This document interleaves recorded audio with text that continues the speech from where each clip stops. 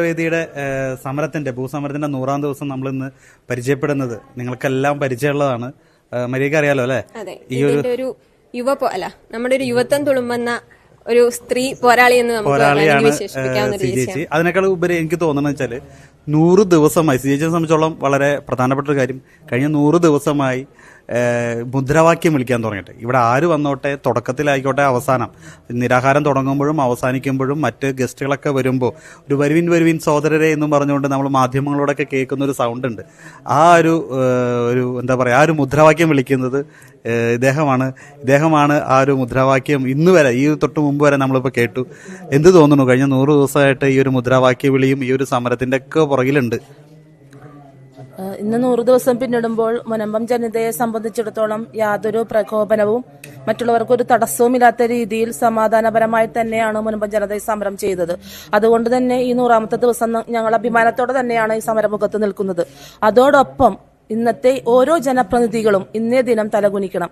കാരണം മുനമ്പം ജനത അവന്റെ കിടപ്പാടത്തിന് വേണ്ടി 100 ദിവസങ്ങൾ പിന്നിടുമ്പോൾ ഇവിടെ ഇരിക്കുന്ന പ്രതിപക്ഷമായാലും ഭരണപക്ഷമായാലും ഓരോ ജനപ്രതിനിധികളായാലും എല്ലാവരും തലകുനിക്കണം. കാരണം അവർക്ക് എന്തെങ്കിലുമൊക്കെ ചെയ്യാമായിരുന്നു ഈ മുനമ്പം ജനതയ്ക്ക് വേണ്ടി. ഈ 100 ദിവസത്തിന്റെ ആവശ്യമുണ്ടായിരുന്നില്ല. അപ്പോൾ നമ്മുടെ ജനാധിപത്യ രാജ്യത്ത് 100 ദിവസം ഇവിടെ ജലപാനമില്ലാതെ ഒത്തിരി ആളുകൾ ഇവിടെ വന്നിരിക്കുന്നുണ്ടെങ്കിൽ, ജാതി മത ഭേദമന്യേ ആളുകൾ ഇവിടെ ഇരിക്കുന്നുണ്ടെങ്കിൽ അത് ഇന്നത്തെ ഓരോ ജനപ്രതിനിധിയുടെയും പരാജയമാണ്. 100 ദിവസങ്ങൾ പിന്നിടുമ്പോൾ അഭിമാനത്തോടെ തന്നെയാണ് മുനമ്പം ജനത നിൽക്കുന്നത്. കാരണം ഞങ്ങൾ ആർക്കും തന്നെ യാതൊരു പ്രകോപനമോ അല്ലെങ്കിൽ തടസ്സമോ ഒന്നും തന്നെ ഉണ്ടാക്കാതെയാണ് ഈ സമരം മുന്നോട്ട് കൊണ്ടുപോയിക്കൊണ്ടിരിക്കുന്നത്. ഈ 1-ാം ദിവസം ഈ സമരം ആരംഭിക്കുമ്പോൾ 100 ദിവസം വരെ ഞങ്ങളിതുമായി ബന്ധപ്പെട്ട് പോകണം, 100 ഇനിയിപ്പോൾ എത്ര ദിവസം എന്ന് പറയാൻ പറ്റില്ല, അങ്ങനെയൊക്കെ ചിന്തിച്ചിരുന്നു. എന്തായിരുന്നു? തീർച്ചയായും ഈ വഖഫ് ആക്ടിനെ കുറിച്ച് പഠിച്ചപ്പോഴാണ് ഞങ്ങൾക്കറിയാം ഈ 100 ദിവസങ്ങളൊന്നും മതിയാവില്ല, ചിലപ്പോൾ 500 ദിവസങ്ങൾ കടന്നു പോയേക്കാം. ജനപ്രതിനിധികളുടെ ഇപ്പോഴുള്ള ഈ മനോഭാവം ഇങ്ങനെയാണെങ്കിൽ ഞങ്ങളുടെ സമരം ഇനിയും 500 ദിനങ്ങളും കടന്നു പോകും. ക്രിസ്തുമസ് മാത്രമല്ല, ഞങ്ങളുടെ ദുഃഖവെള്ളിയും ഈസ്റ്ററും ഒക്കെ ഈ പള്ളിമുറ്റത്തായിരിക്കാൻ സാധ്യതയുണ്ട്. ഞങ്ങളെ സഹായിക്കേണ്ട ജനപ്രതിനിധികളടക്കം മൗനം പാലിച്ചിരിക്കുകയാണ് വോട്ട് ബാങ്കിന്റെ പേരിൽ. അപ്പോൾ അതിന്റെ പേരിൽ തന്നെ ഞങ്ങൾക്ക് ഒരു പ്രതീക്ഷ വെച്ചിട്ടുണ്ടെങ്കിൽ 500 ദിവസവും ചിലപ്പോൾ കടന്നു പോകും ഞങ്ങളുടെ സമരം. ഈ ദിവസങ്ങളൊക്കെ മുദ്രാവാക്യം വിളിക്കുന്നു, ഒരുപാട് രാഷ്ട്രീയ നേതാക്കൾ വരുന്നു, രാഷ്ട്രീയ പാർട്ടികൾ ഇവിടെ വരുന്നു, കുറെ സംഘടനകൾ വരുന്നു, സംഘടനാ നേതാക്കൾ വരുന്നു. ഇവരൊക്കെ നിങ്ങൾ കാണുന്നു, അവരൊക്കെ നിങ്ങളോട് സംസാരിക്കുന്നു. ഇന്ന് 100 ദിവസം നിൽക്കുമ്പോഴും ഈ കഴിഞ്ഞു പോയ ദിവസങ്ങളെ കുറിച്ച് ഈ രാഷ്ട്രീയ പാർട്ടികളുടെയൊക്കെ നിലപാട് നേരത്തെ പറഞ്ഞു, തല കുനിക്കണം എന്ന് തന്നെ പറഞ്ഞു. അങ്ങനെ തന്നെയാണോ അത്? അതെ, ഓരോ നിങ്ങളെ സഹായിച്ചത് രാഷ്ട്രീയ പാർട്ടികളുണ്ടോ, സംഘടനകളുണ്ടോ? ഞങ്ങളെ സഹായിച്ച രാഷ്ട്രീയ പാർട്ടികളുണ്ടോയെന്ന് വെച്ചിട്ടുണ്ടെങ്കിൽ ഈ സമയം വരെ ഞങ്ങൾക്കത് ബോധ്യപ്പെട്ടിട്ടില്ല, ഞങ്ങളെ സഹായിച്ചിട്ടുണ്ടോ എന്നുള്ളത്. ഞങ്ങളോട് ഇവിടെ വന്ന് പറഞ്ഞു പോയ പലരും ഐക്യദാർഢ്യം പ്രഖ്യാപിച്ചു പോയെങ്കിലും അവരൊക്കെ അവരുടേതായ രാഷ്ട്രീയ നിലപാടിൽ തന്നെ ഉറച്ചു നിൽക്കുന്നവരാണ്. ഞങ്ങൾക്ക് വേണ്ടിയിട്ട് നന്നായിട്ടൊരു സമരം മുറ സംഘടിപ്പിച്ച് ഞങ്ങൾക്ക് വേണ്ടി നീതി നേടിത്തരാൻ ഈ 100 ദിവസമായിട്ടും ഒരു രാഷ്ട്രീയ പാർട്ടിക്കും കഴിഞ്ഞിട്ടില്ല എന്നുള്ളത് തന്നെയാണ് ഞങ്ങൾ വിശ്വസിക്കുന്നത്. കാരണം ഞങ്ങൾക്ക് വേണ്ടി പുറത്ത് സമരം ചെയ്ത് എന്തെങ്കിലും ഒരു മാറ്റം, ഞങ്ങളുടെ ഈ സമരത്തിന് എന്തെങ്കിലും ഒരു മാറ്റം, ഭരിക്കുന്ന ഗവൺമെന്റിന്റെ ഇടയിൽ ഒരു മാറ്റം ഉണ്ടാക്കാനൊന്നും തന്നെ ഒരു രാഷ്ട്രീയ പാർട്ടിക്കും ഇതുവരെ സാധിച്ചിട്ടില്ല. ഇനി എന്തിലാണ് നിങ്ങൾക്ക് പ്രതീക്ഷയുള്ളത്? ഞങ്ങൾ വിശ്വസിക്കുന്നത് ജുഡീഷ്യൽ കമ്മീഷന്റെ തീരുമാനം എന്താണെന്ന് അറിയണം. അതുമാത്രമല്ല, ഈ മുനമ്പം രക്ഷപ്പെടണമെങ്കിൽ, ഭാരതം രക്ഷപ്പെടണമെങ്കിൽ വഖഫ് ആക്ട് നിയമം ഭേദഗതി ചെയ്യപ്പെടണം. അത് ചെയ്യപ്പെട്ടാൽ മാത്രമേ നമ്മൾക്ക് ഇവിടെ അതിനൊരു സ്വാതന്ത്ര്യത്തോടെ ഞങ്ങൾക്ക് ഇവിടെ താമസിക്കാൻ പറ്റുകയുള്ളൂ. ഞങ്ങൾ പറഞ്ഞു, മുനമ്പം തോറ്റാൽ ഭാരതം തോൽക്കും. ഭാരതം തോൽക്കാതിരിക്കാൻ വേണ്ടിയിട്ടാണ് മുനമ്പം ജനത ഇന്ന് സമരം ചെയ്യുന്നത്. അതുകൊണ്ട് തന്നെ ഈ സമരം ഭാരതത്തിന് വേണ്ടി കൂടിയുള്ള ഒരു സമരമാണ്. അതായത് ഇവിടെ നിൽക്കുന്ന പല രാഷ്ട്രീയ പ്രസ്ഥാനങ്ങളും വിശ്വസിക്കുന്നവരൊക്കെ ഉണ്ടാവാം.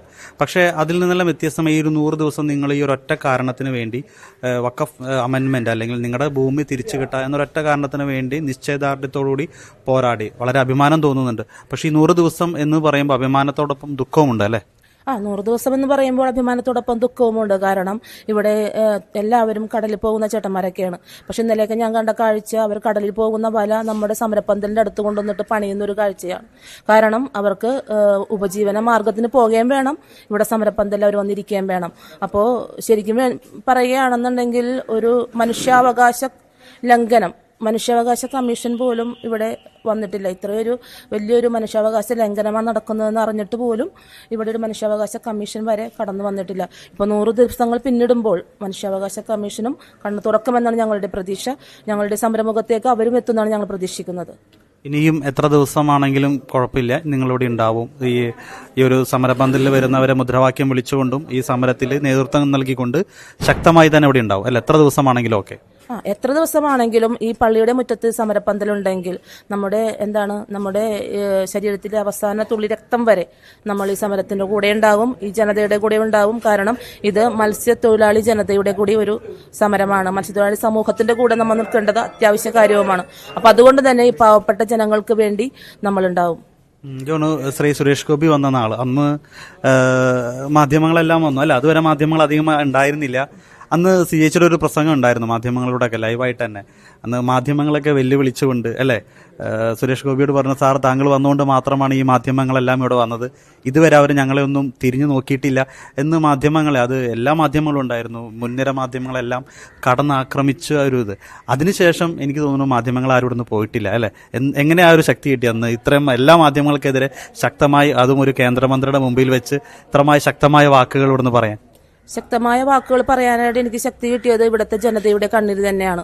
ഞാൻ ഈ സമരവുമായി ബന്ധപ്പെട്ട് പല മാധ്യമങ്ങളെയും വിളിച്ചിരുന്നു. അപ്പോൾ അവരാരും തന്നെ നമ്മളുടെ ഫോൺ എടുത്ത് സംസാരിച്ചതിന് ശേഷം ആരും തന്നെ ഇങ്ങോട്ടേക്ക് വരാൻ തയ്യാറായിരുന്നില്ല. പക്ഷെ അന്നും ഇന്നും ഗുഡ്നസും ഷെക്കിനയും ജനവും ഞങ്ങളുടെ കൂടെയുണ്ട്. പക്ഷെ മുൻനിര മാധ്യമങ്ങളൊന്നും തന്നെ അന്ന് വന്നിരുന്നില്ല. അപ്പോൾ എല്ലാവരും ആ സമയത്ത് വന്നപ്പോൾ, നമ്മുടെ കണ്ണീര് കാണാതെ ആ സമയത്ത് കേന്ദ്രമന്ത്രി വന്നത് കണ്ടപ്പോൾ എനിക്ക് തോന്നി ഇത് ലോകം അറിയുന്ന ഒരു സമരമായിട്ട് മാറുകയാണ്. അപ്പോൾ ആ സമയത്ത് മാധ്യമങ്ങളെ തിരുത്തേണ്ട ഒരു ആവശ്യം വന്നതുകൊണ്ട് മാത്രമാണ് അന്ന് അങ്ങനെ പറയേണ്ടി വന്നത്. കാരണം ജനപ്രതിനിധികളെ മാത്രമല്ല, അവരെ ജയിപ്പിച്ച് വിട്ട ഓരോ വോട്ടേഴ്സിനെയും കണ്ട് സംസാരിക്കേണ്ടത് ഓരോ മാധ്യമ പ്രവർത്തകരുടെയും ധർമ്മമാണെന്ന് ഓർമ്മിപ്പിക്കുക ചെയ്താണ് ഞാൻ.